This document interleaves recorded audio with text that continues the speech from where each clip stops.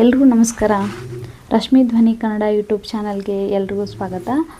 ನನ್ನೆಲ್ಲ ಆತ್ಮೀಯ ಪ್ರೀತಿಯ 1ನೇ ತರಗತಿಯ ಮುದ್ದು ಮಕ್ಕಳೇ, ಇಂದಿನ ಈ ದಿನದ ಕನ್ನಡ ತರಗತಿಗೆ ನಿಮ್ಮೆಲ್ಲರಿಗೂ ಸ್ವಾಗತ.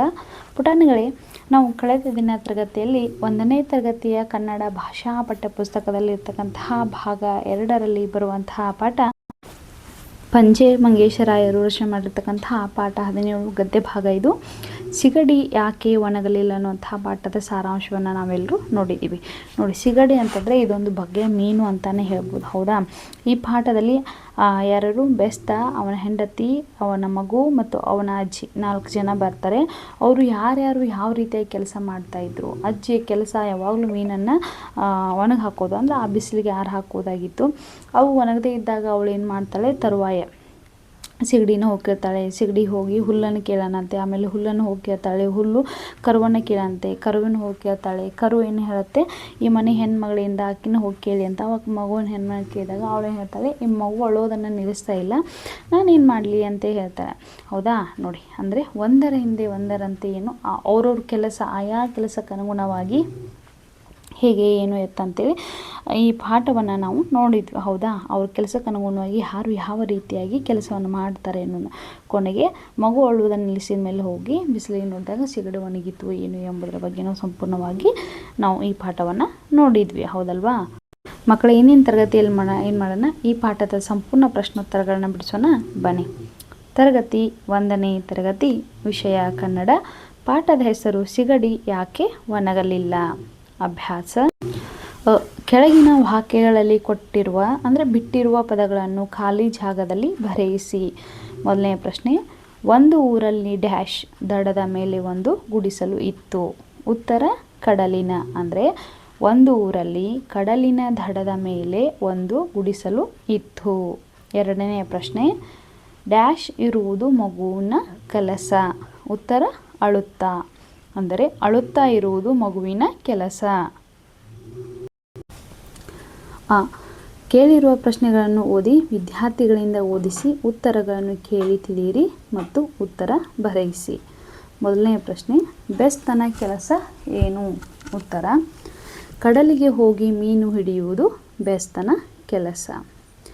ಎರಡನೇ ಪ್ರಶ್ನೆ, ಅಜ್ಜಿಯು ಬಿಸಿಲಿನಲ್ಲಿ ಏನನ್ನು ಒಣಗಿಸುತ್ತಿದ್ದಳು. ಉತ್ತರ ಅಜ್ಜಿಯು ಬಿಸಿಲಿನಲ್ಲಿ ಮಾರಿ ಉಳಿದ ಮೀನನ್ನು ಒಣಗಿಸುತ್ತಿದ್ದಳು.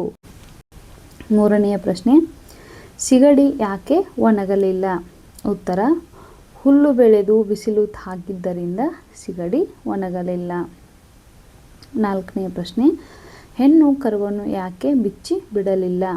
ಉತ್ತರ ಹೆಣ್ಣು ಮಗು ಅಳುವುದನ್ನು ನಿಲ್ಲಿಸದೇ ಇದ್ದಿದ್ದರಿಂದ ಹೆಣ್ಣು ಕರುವನ್ನು ಬಿಚ್ಚಿ ಬಿಡಲಿಲ್ಲ. ಕೊಟ್ಟಿರುವ ಪ್ರಾಸಪದಗಳನ್ನು ಓದಿಸಿ ಮತ್ತು ಬರೆಯಿಸಿ. ಮೊದಲನೇ ಪ್ರಶ್ನೆ, ಮೀನು ನಾನು, ಮಗು ನಗು, 3 ಕೇಳು ಹೇಳು, 4 ಕಚ್ಚು ಬಿಚ್ಚು. ನೀಡಿರುವ ಆಯ್ಕೆಗಳಲ್ಲಿ ಸರಿಯಾದುದನ್ನು ಆರಿಸಿ ವಾಕ್ಯಗಳನ್ನು ಪೂರ್ಣಗೊಳಿಸಲು ತಿಳಿಸಿ. ಮೊದಲನೇ ಪ್ರಶ್ನೆ ನೋಡಿ, ಬೆಸ್ತನು ಡ್ಯಾಶ್ ತೆಗೆದುಕೊಂಡು ಸಮುದ್ರಕ್ಕೆ ಹೋದನು.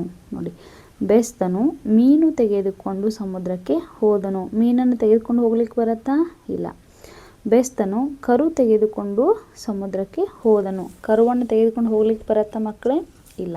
ಬಲೆ, ಬೆಸ್ತನು ಬಲೆ ತೆಗೆದುಕೊಂಡು ಸಮುದ್ರಕ್ಕೆ ಹೋದನು. ನೋಡಿ, ಬಲೆ ತೆಗೆದುಕೊಂಡು ಹೋದರೆ ಏನಾಗುತ್ತೆ, ಮೀನನ್ನು ಹಿಡಿದುಕೊಳ್ಳಲು ಸಾಧ್ಯ ಆಗತ್ತೆ.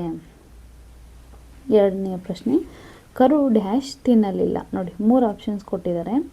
ಕರು ಹುಲ್ಲು ತಿನ್ನಲಿಲ್ಲ, ಸರಿಯಾದ ಉತ್ತರ ಅಲ್ವಾ? ಎರಡನೇದು ಕೂಡಿಸಿ ನೋಡೋಣ.